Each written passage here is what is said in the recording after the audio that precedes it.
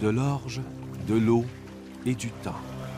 Voilà ce qu'il faut pour élaborer l'Uisce Bea, une eau de vie nommée whisky. Originaire d'Irlande, mais popularisé en Écosse, le whisky a deux patries et une longue histoire qui reste voilée dans les brumes de l'aube celtique. Sous de nombreuses appellations, il a franchi toutes les frontières. Aujourd'hui, de par le monde, il se vend une bouteille de whisky à chaque seconde. Dans cet épisode, nous poursuivons notre itinéraire sur l'une des plus belles îles d'Écosse, Islay, célèbre pour ses whiskies au parfum d'océan. Et nous traversons à Jura pour découvrir une île sauvage où George Orwell s'est retiré pour écrire son plus célèbre roman, 1984. À Islay, Martine Nouet nous fait découvrir la toute nouvelle distillerie de Kilchoman et elle nous présente Lily Fish, une amie de longue date. On rencontre le maître assembleur de la distillerie Cowal Islay, on visite les installations de maltage de Port Ellen, puis on s'embarque pour l'île de Jura, où Richard Patterson nous accorde une entrevue. Puis on termine par un repas gastronomique préparé par Martine Nouet.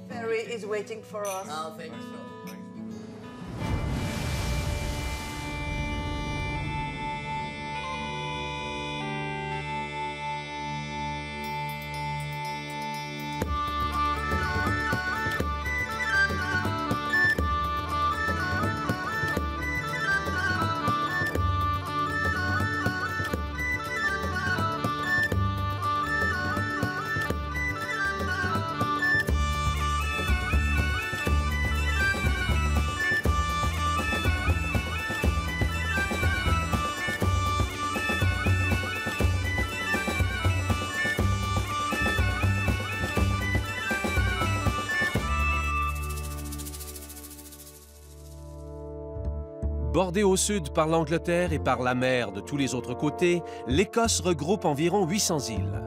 L'histoire du whisky écossais commence il y a fort longtemps sur l'une d'entre elles, l'île d'Iona, berceau du christianisme occidental. C'est ici que Saint Columba fonda un monastère avec 12 de ses disciples.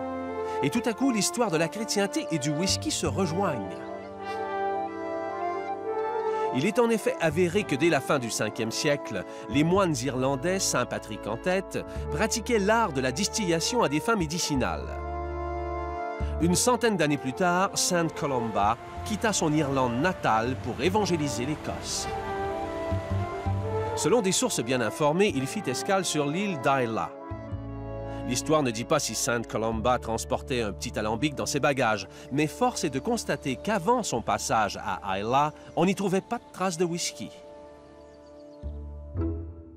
Véritable île à whisky, Islay compte pas moins de 8 distilleries aux noms légendaires. Lagavulin, Ardbeg, Laphroaig, Bunnahabhain, Cowal Islay, Brocladik, Bowmore et la nouvelle distillerie Kilchoman, dernière née sur l'île des grands whiskies. Tout près de là, à Port Charlotte, un musée retrace la vie des insulaires.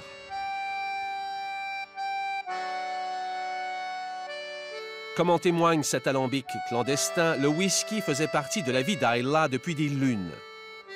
Mais il n'y a pas que le whisky dans la vie d'Islay.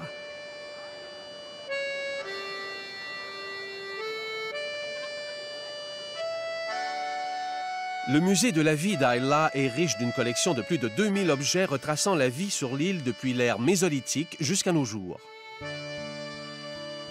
On y trouve des découvertes provenant de fouilles archéologiques, des outils des divers métiers pratiqués sur l'île.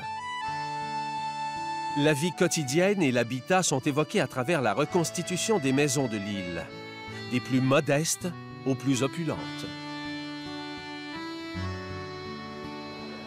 Des photographies d'archives ainsi que des objets liés à l'univers maritime rappellent que la vie parfois brutale des insulaires est rythmée par la mer.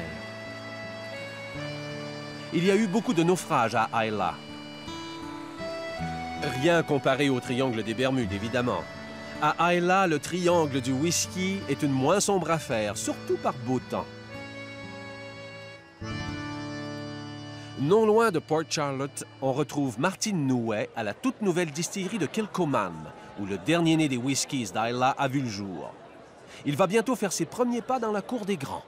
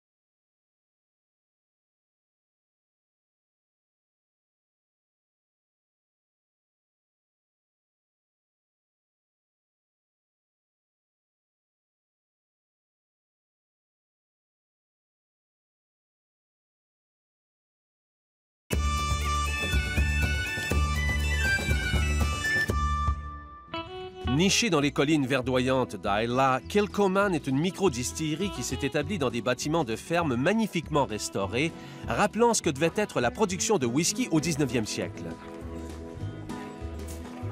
Lors du festival d'Islay, Kilchoman a ouvert ses portes aux visiteurs. Voisine de la distillerie, Martine Nouet était de la fête. Elle nous parle de la toute nouvelle eau-de-vie d'Islay. Alors, la distillerie de Kilchoman est la dernière en date sur l'île d'Islay et c'est une bonne nouvelle. Il n'y a pas souvent de distilleries qui naissent. Celle-là est née il y a 2 ans et demi à peu près. Un projet très intéressant parce que c'est une micro-distillerie, c'est une toute petite distillerie qui rappelle un peu ce que pouvaient être à la fin du 19e siècle les distilleries quand elles ont commencé. C'est-à-dire que c'est une distillerie, c'est ce qu'on appelle du cottage industry ici, presque une ferme distillerie. Mais ce qui est très très intéressant, c'est que ce New Make, alors ils l'ont embouteillé, ils l'embouteillent en miniature, en mignonnette, pour que vraiment les gens aient une idée de ce que c'est, mais il n'y a pas encore. Et ce qui est très, très intéressant, c'est que celui-là, par exemple, il doit avoir 2 ou 3 mois de maturation, à peine, mais il a déjà une rondeur, une douceur. Il y a le fumé, bien sûr. C'est un whisky, non, pas whisky, c'est un New Spirit, très fumé, très tourbé, et il a un potentiel. Donc c'est vraiment, je crois, un distillat, on va dire, un distillat très prometteur. Et moi, j'attends avec impatience la première bouteille du 3 ans d'âge, qui sera le Single Malt Kilchoman. Prometteur, mais le Kilchoman n'est pas encore un whisky. Légalement, une eau-de-vie doit avoir 3 ans d'âge pour porter le nom de whisky. Mais en attendant, on peut sentir et goûter le nouveau distillat qui annonce déjà les couleurs du single malt qu'il deviendra. À Kilchoman, on cherche à recréer les saveurs très tourbées et très fumées des whiskies d'autrefois. Le maltage de l'orge a lieu sur place et le whisky est distillé à l'ancienne, lentement dans de petits alambics. Si le nouveau distillat est transparent, c'est qu'il n'a pas encore été en contact avec le bois. C'est sa maturation dans les fûts de chêne qui lui confère sa couleur ambrée. Plus il vieillit, plus il se teinte. Lors de sa visite à Kilchoman, Martine Nouet a réussi le défi de marier les arômes et les saveurs du nouveau distillat avec un menu concocté sur mesure pour l'occasion. C'est un vrai défi parce qu'avec le whisky, c'est assez facile de trouver des accords, mais quand il s'agit de travailler avec quelque chose qui n'est pas abouti, en fait, qui est un bébé, une jeune chose, c'est beaucoup plus difficile parce que c'est quand même un distillat, c'est quand même beaucoup d'alcool, et comment faire. Et par exemple, ces mignonnettes sont vendues avec un distillat à 63 degrés. Donc c'est quand même très fort, ça ne se voit pas comme ça. Alors ce que je fais, c'est que j'ai demandé à la distillerie qu'ils réduisent, qu'ils coupent un peu ce distillat, qu'ils le réduisent à 45 degrés. Et puis on le met dans un congélateur pour le traiter un petit peu comme une vodka, comme si on buvait un petit shot de vodka. Et ça va être intéressant parce que ce qui est intéressant, c'est de voir que quand on a d'abord le distillat très très froid, donc qui est un peu bloqué, les arômes sont un peu bloqués par le froid, avec une texture très sirupeuse, et au fur et à mesure où il se réchauffe, les arômes vont s'ouvrir comme une fleur un peu le matin sous la rosée. Donc c'est ça que je veux faire prendre conscience aux gens qui vont déguster là avec moi de toute la richesse et de cette espèce de graduation. C'est un peu comme un escalier qu'on monte quand on déguste un whisky. Alors les deux, je me suis bornée à 2 bouchées, en fait, 2 petites bouchées apéritives, une salée. J'ai voulu faire un sushi, mais pour m'amuser, je l'appelle le Scottish sushi parce que j'ai remplacé le riz d'un maquis traditionnel par de l'orge perlée, parce que bon, ça c'est quand même typiquement signature écossaise. Et puis au lieu de mettre du wasabi, on met du horseradish, c'est cette sauce au radis noir qui est très, très piquante, un petit morceau d'avocat pour donner un peu de gras. Et tout ça, c'est roulé dans une petite lanière de saumon. Donc c'est ça le Scottish sushi. Here comes the sweet one. Pour la touche sucrée, Martine a proposé à ses fidèles un petit biscuit écossais appelé shortbread, recouvert d'une délicate meringue au citron, fait maison. Le côté agrume de la petite bouchée va se marier vraiment très très bien avec des notes fruitées de Kilchoman. Et je me suis amusée aussi, parce que ça c'est plus un clin d'œil, je ne suis pas une spécialiste du tout de la question, mais je me suis amusée à créer, entre guillemets, de petits cocktails qui peuvent aller au tout temps, enfin notamment un à base de framboises écrasées, et puis un petit peu de sirop de rose pour donner une petite pointe de douceur, et un peu d'eau, de soda water, d'eau de seltz, et c'est réduit, donc en fait ça fait 20 degrés, donc c'est très très léger. Et puis l'autre, c'est à base de gingembre râpé. Gingembre râpé, sirop d'amande et toujours un peu cette eau gazeuse. Donc l'autre est plus brûlant, c'est ce que j'ai appelé ginger wake. Je l'ai appelé réveil gingembre, parce que le matin, ça vous remet vraiment sur les rails si vous n'y êtes pas trop. I'm so happy to have another distillery on Islay, you know, and there's always room for one more distillery in the whiskey world. That's what is great. And thanks a lot, really, thank you very much. Je suis contente de voir que toutes ces choses autour de la nourriture et du whisky, ça devient très très populaire, alors que quand j'ai commencé, on me disait mais ça va pas, t'es folle de le faire. Donc ça me fait vraiment plaisir, je suis vraiment contente, et j'aime bien les réactions enthousiastes des gens à cet atelier, ça fait vraiment plaisir.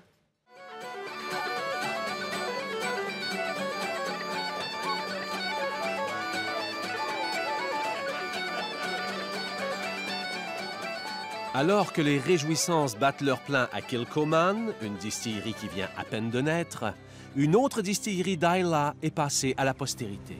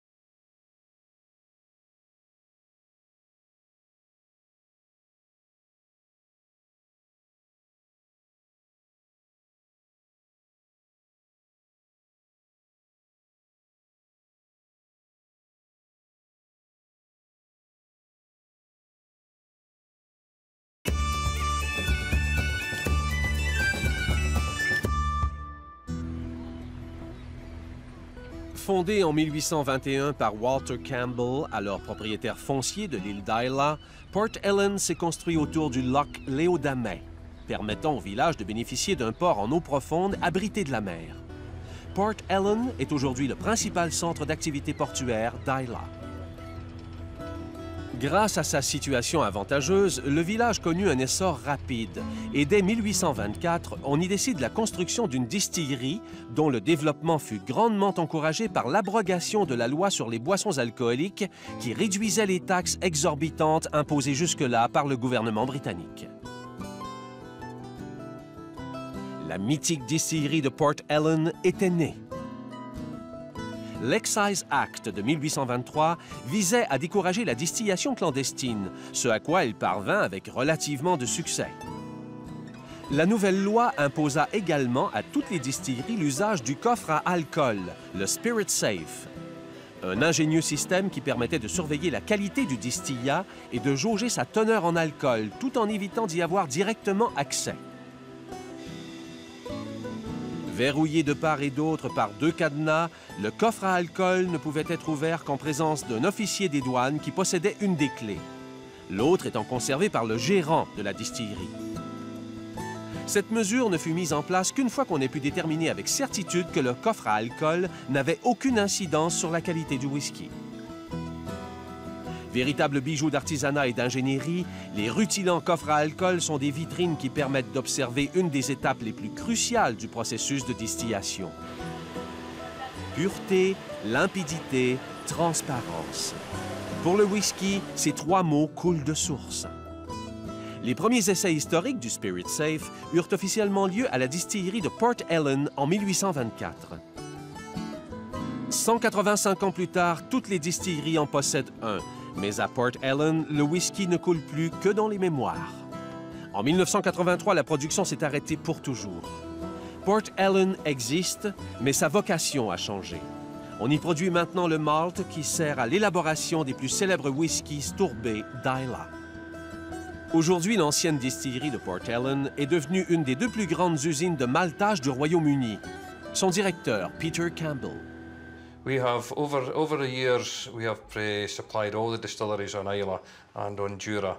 And this came about when there was an overcapacity of whisky in Scotland in the early 80s. And places were in short time working, places were closed down. Port Ellen at that time, it got closed down, and that reduced our production by 1/3.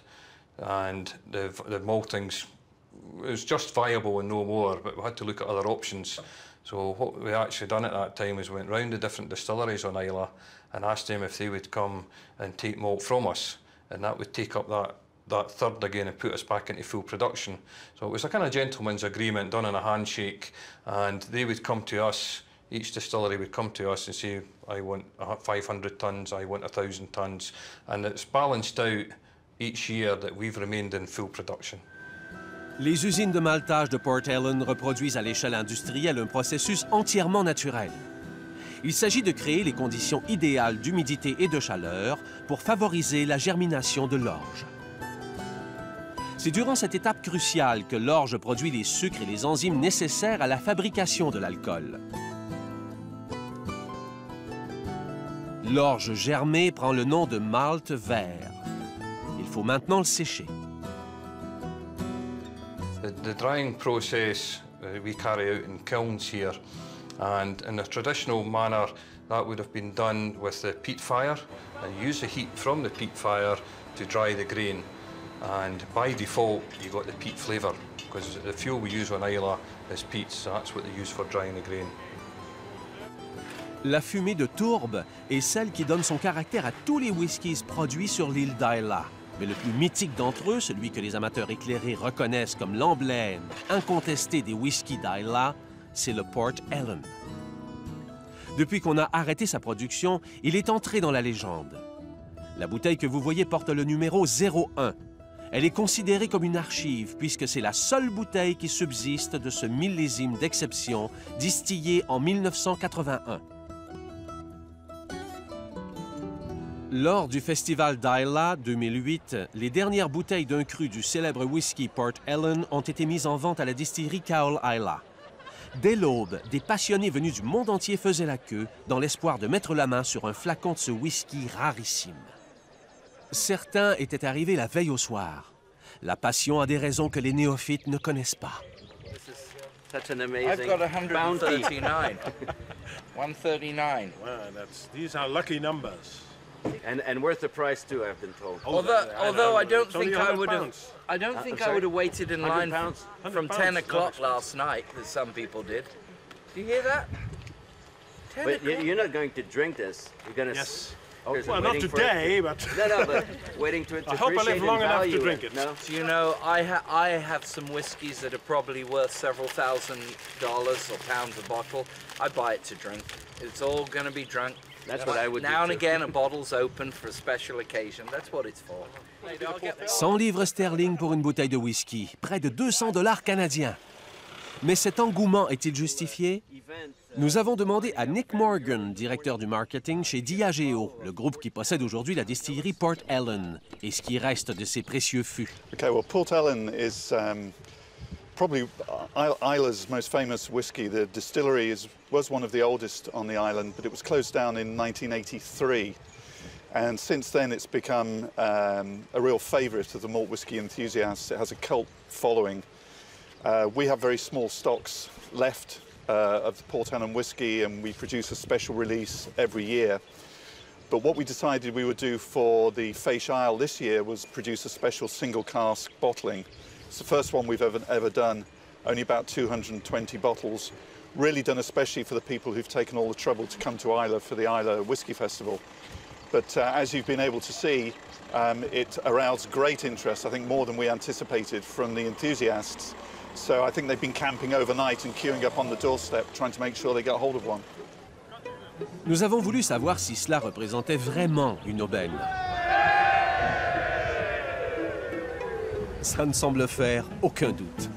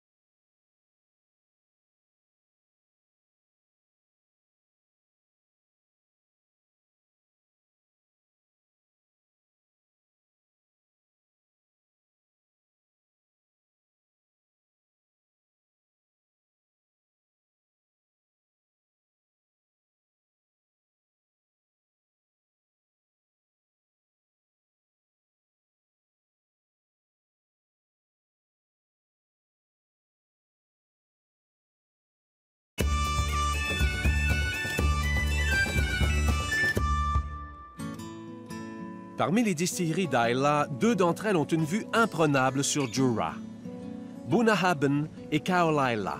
Mais la plus proche de Jura, séparée par un bras de mer d'à peine quelques centaines de mètres, c'est Caol-Ila. Peut-être la plus maritime des distilleries d'Islay. La salle des Alambics possède une vue imprenable sur les Paps of Jura. Distillé sur Islay, vue sur Jura, embrassé par la mer, Caol-Ila est assurément un whisky des îles. Mais qu'est-ce au juste qu'un whisky des îles? Comment se définit un whisky entouré d'eau? Les embruns, la salinité de l'air, la proximité des algues. Un whisky peut-il être maritime?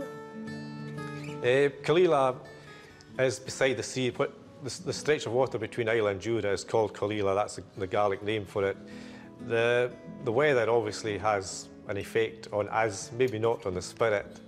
And the fact that we're right beside the sea doesn't have a huge effect on the maturation or anything like that, because Killala has always been matured on the mainland.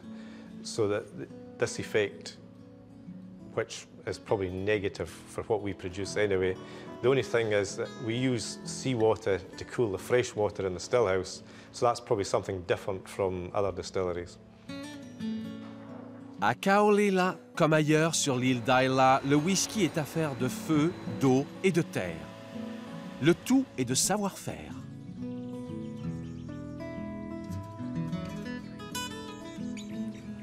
Omniprésent dans le paysage d'Isla, ces deux montagnes jumelles culminent à près de 900 mètres. Les Paps of Jura sont lisses et joliment arrondis.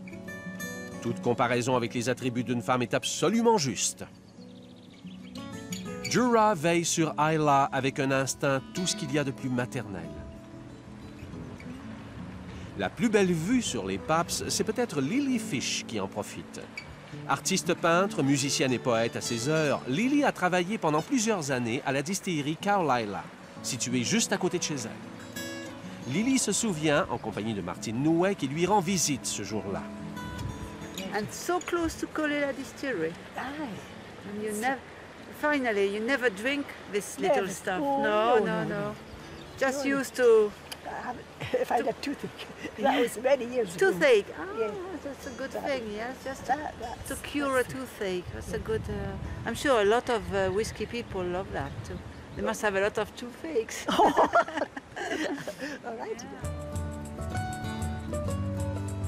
À 92 ans, Lily Fish est toujours active et c'est pourquoi nous respecterons sa quiétude. De toute manière, avec toutes ces activités, on se demande où elle aurait trouvé le temps de boire un verre avec nous. Elle continue de peindre la nature qui l'entoure et se souvient de l'époque glorieuse où elle jouait de la cornemuse avec ses amis. Ainsi va la vie pour Lily Fish, the Lady of Isla.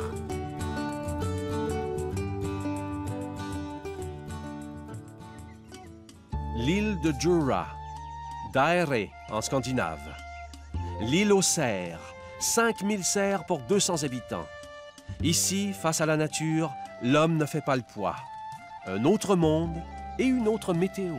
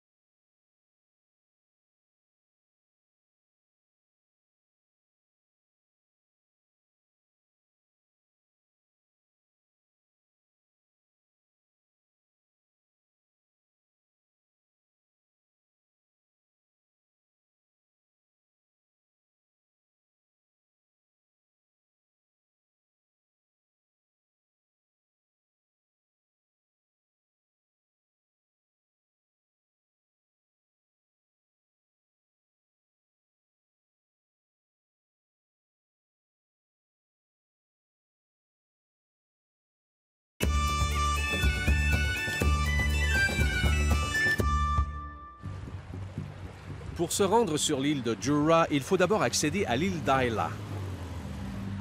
Le ferry de la Caledonian McBrain relie Canacraig sur la côte ouest de l'Écosse à Port Askeg, au nord-est de l'île d'Islay. De Port Askeg, un deuxième ferry, plus petit, vous amène à Jura. La traversée dure à peine 10 minutes, mais le décalage est saisissant. Si vous pensiez qu'il n'y avait pas beaucoup de monde à Islay, bienvenue chez les vrais insulaires. La première chose qui vous attend quand vous arrivez sur l'île de Jura, c'est rien. Rien que la nature, rien que la mer et rien qu'une seule route à une seule voie. Une voie simple et longiligne. La nature à l'état simple. Si vous croisez une voiture ou un camion, manœuvrez avec précaution et rangez-vous sur l'accotement. Sur Jura, les problèmes de circulation se résument à ça. Passez ou laissez passer. Côté passager, on peut se laisser distraire par les paysages désolés, le littoral escarpé et les innombrables cerfs. La présence humaine est limitée au strict minimum.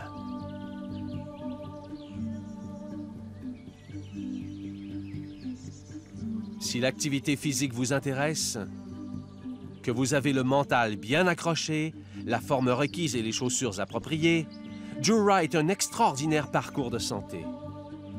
Et si vous avez envie de crier à tue-tête la douleur de vos mollets ou votre joint intérieur, allez-y, criez, personne ne s'en formalisera.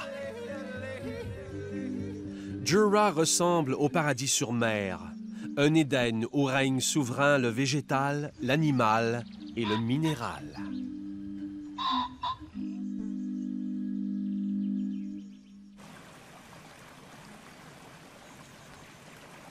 C'est dans cet environnement austère et sauvage que l'écrivain George Orwell est venu s'installer en septembre 1945.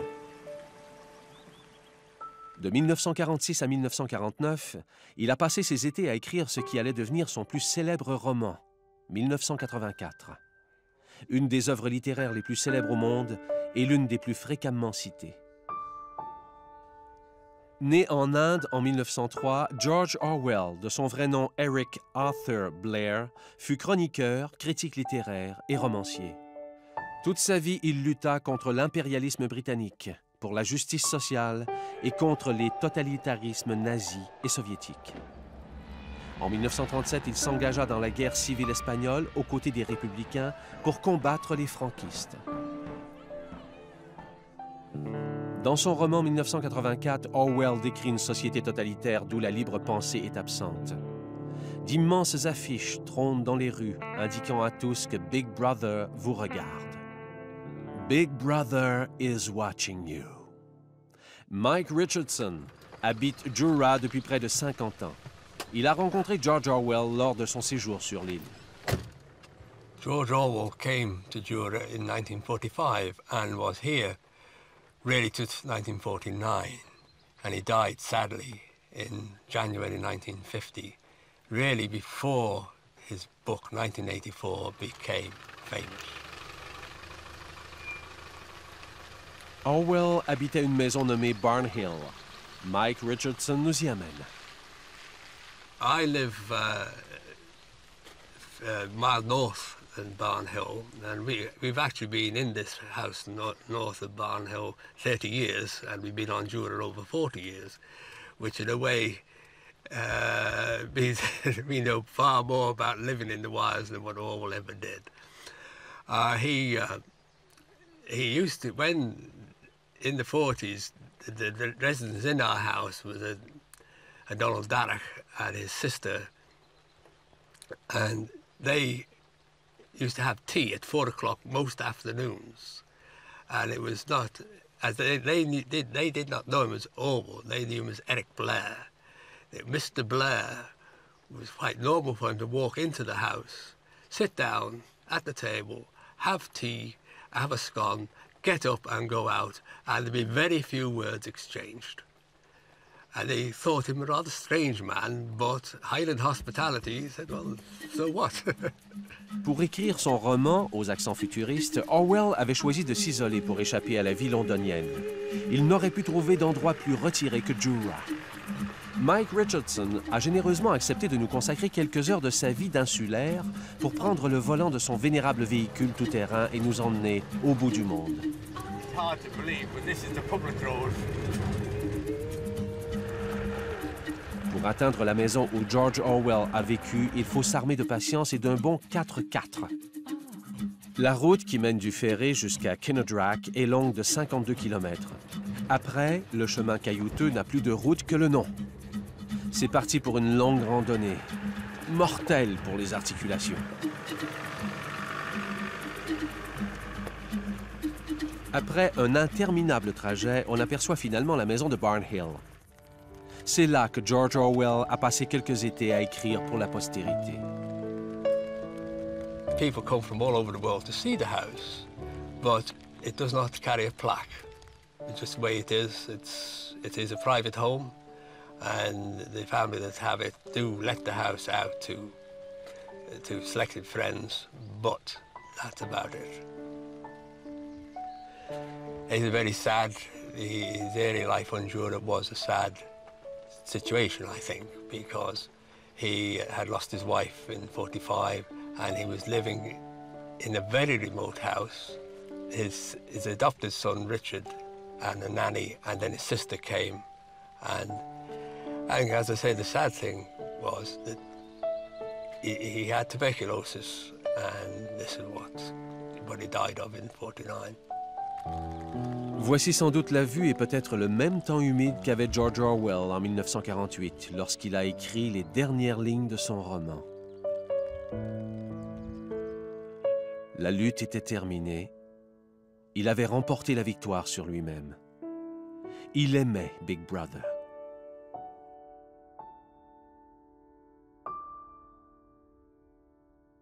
De retour à la civilisation, on fait halte au village de Craighouse, le chef-lieu administratif de l'île de Jura. C'est là que se dresse l'unique distillerie de l'île, Isle of Jura. La distillerie a été construite au début des années 1800 par Archibald Campbell, près d'une grotte qui abritait des distillateurs clandestins depuis des lunes. À l'époque, le whisky qu'on produisait sur l'île de Jura était très tourbé, aux antipodes de celui qu'on y fait aujourd'hui. Insulaire et singulier, le whisky de Jura se démarque de ses voisins d'Islay par sa légèreté qui rappelle les Highlands.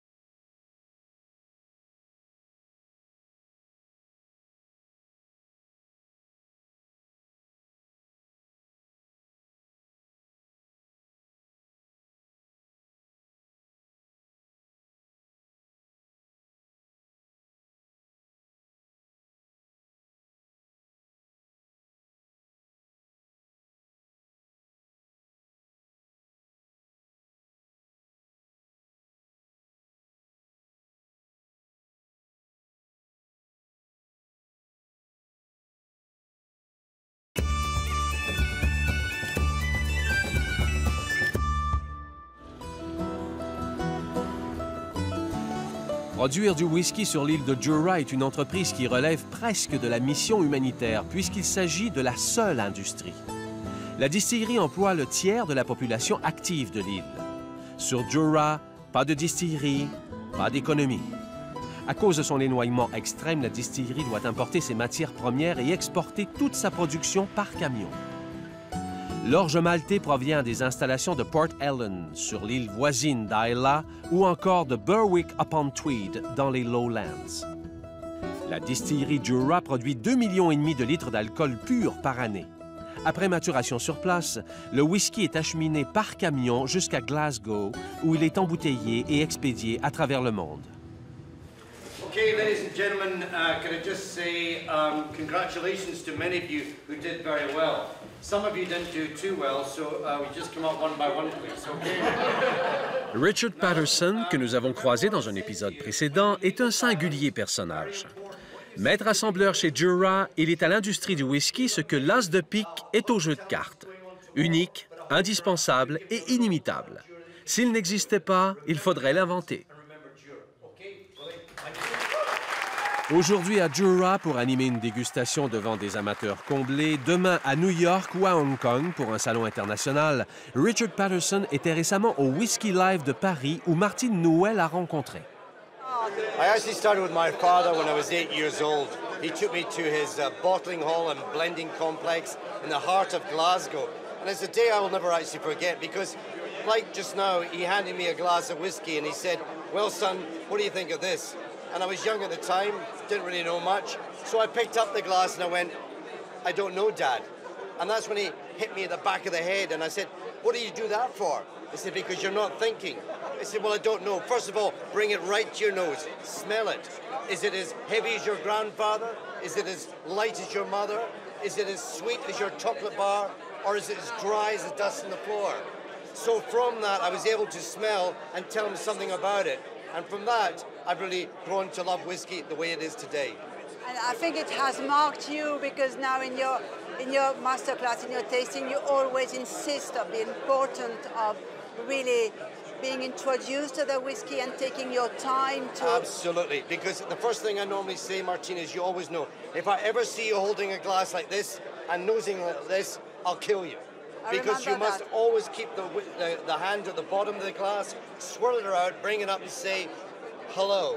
Then go back to it and say, "How are you?" And then bring it up and say, "Quite well, thank you very much." But you must get the whiskey right into the nose, so you're exploring the whiskey. It's going to open up, just like getting to know you. It has taken many years. So the more I get to know you, the more you open up. Same with the whiskey.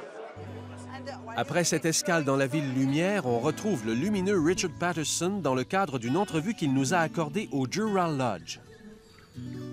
Nous lui avons d'abord demandé pourquoi on a choisi de faire du whisky dans un endroit aussi isolé que Jura. Why would I like to promote a whisky on this island?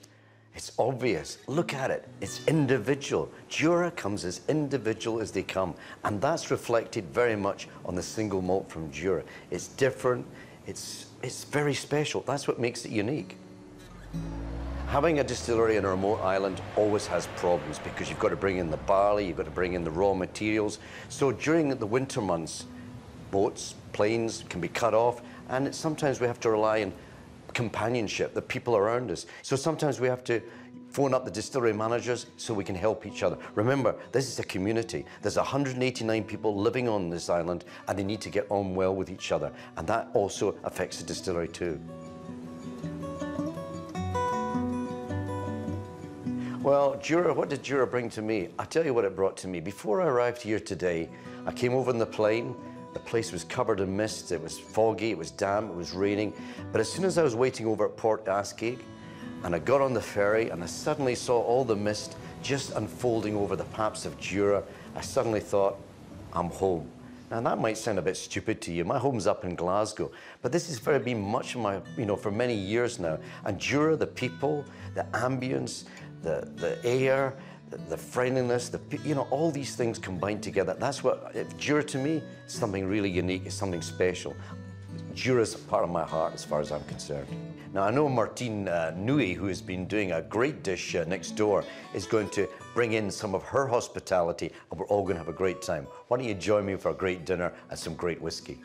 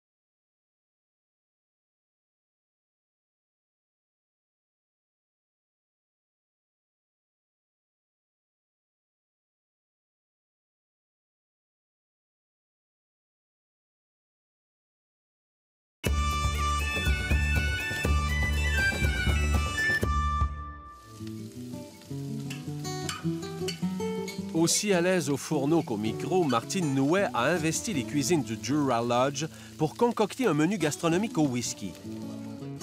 Ces deux invités savent de quoi elle parle, puisqu'elle a convié Richard Patterson et Willie Tate, respectivement maître assembleur et gérant de la distillerie Jura. Repas au sommet. It's a great pleasure to invite my friend Willie and Richard at Jura Lodge and cook them a whiskey dinner.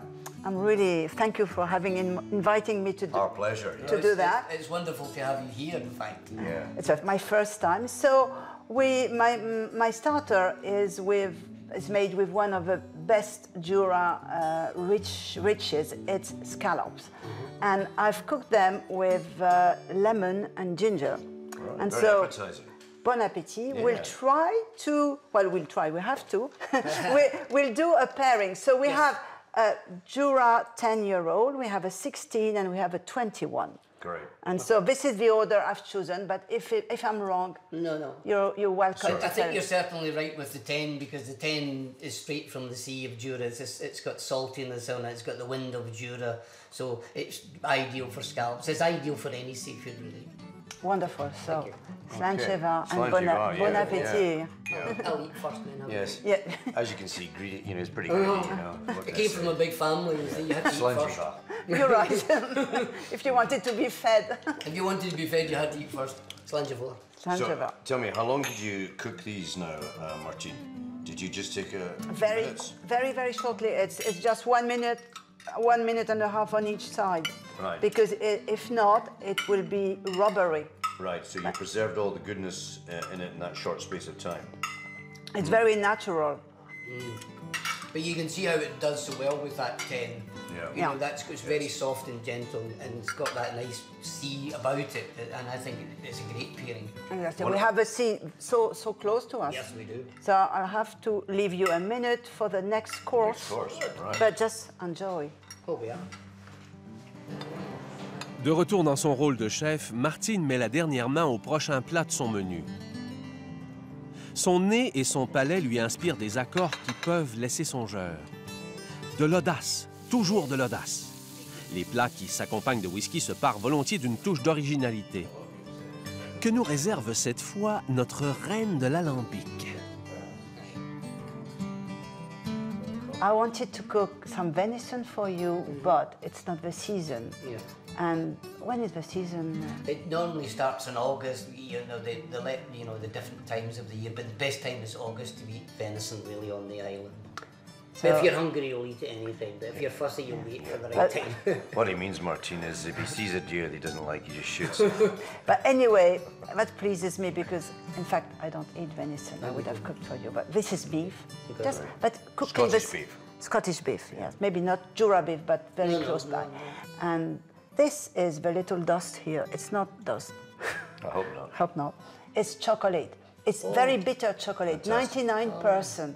And I think this little touch of chocolate will be Well, nicer. I've never had that before. I've never put chocolate on meat before. I'm Scottish, you see. So you tell me what you drink. Du chocolat avec le steak. Et dans la sauce d'accompagnement, Martine a incorporé des raisins marinés dans le whisky. Les expériences culinaires de notre reine de l'alambic semblent laisser nos deux Écossais de souche plutôt perplexes. Mais Martine ne se laisse pas démonter. La complexité de ses recettes les rend irrésistibles.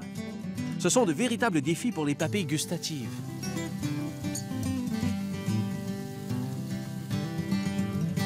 It's not too heavy. It's just a nice atmosphere, just like the whiskey. Really Yeah, nice. just smooth also. The texture of the whiskey is so smooth, so creamy. And You know, this is the 16. This 16 here is well, it's 21, but the 16 here is the favorite of Jura. The people on the island of Jura love either 16 or 21. This happens to be it. You know, so it's really smooth and nice. It's great. But again, the little touch of water for me gives a balance. You know, just less sort of water. Less, yes. You must add less water. But just a few drops. I think I've put 2 or 3 drops. Yes. I know the more we get, the older we get, the less water we add. But Certainly finding it very nice. As I say, I've never ever tried it before, and I've never had that kind of pairing with the chocolate on it. But it is very nice, but it's very different. But don't forget, Willie, with you living on this island, you've led obviously a very sheltered life all these years. So you know there is another world out of Here we Jura. go. very protected from French crazy ideas. He's just a boy, you know. Don't tell him too much. All these new experiences, eh? Okay, well now we'll have the sweet. Oh, good. You know, as a cook, I don't eat much because when you cook, you don't eat. It's just, You don't eat much. no. It's all right. Willie will have it. He hasn't eaten for a couple of days yet. Yeah. Willie's doing well, actually. So we'll have the sweet now. L'art de la conversation et l'art culinaire fondus au creuset du whisky. Comme bouquet final, un dessert qui va mettre du piquant dans le débat. Un pudding préparé avec du chocolat au piment jalapeno. Pièce de résistance. No, it's not the pièce de résistance, it's the pudding. And as I know that Richard is a chocoholic. Chocolate, yes. So I thought I made a little just chocolate mousse with a little special thing. It has a pinch of chili. Chili. And so you'll tell me if the 21-year-old can stand We're going it. to have the 21 with it. Yeah. It's very rich, and so this is very rich as well. How It you is. paired them together because of this richness in it. Okay. Willie, shall we start with a sweet or with No, have the With sweet. the drum? No, the sweet. I think the sweet. Yeah. Just eat it. This is very good. And you'll get the chili after the Yes, second. I know. You get it? Oh yeah. Wow. Yeah. Yeah. Did you drop the whole chili peppers in it, or did you go No, ballistic? no, that's Just yours. I never go by the stick. It was just for you. She goes, Willie's all made Is there something perfectly. I've said? Is that right? No. But Really spicy. Yeah. so next time we have dinner here, we'll bring the music and we'll have a cake. We'll have a wee, and I'll have a wee dance with you. Absolutely. Oh, thank you so much. Thank you. Slangevar again. I think the ferry is waiting for us. I think so. Thanks.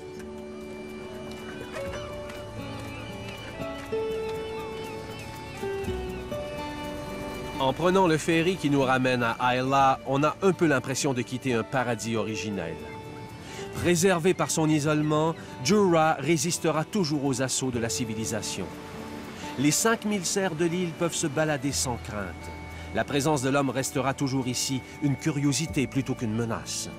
L'industrie du whisky n'a pas besoin de multitudes. À Jura, le temps et le calme sont les deux mamelles qui la nourrissent.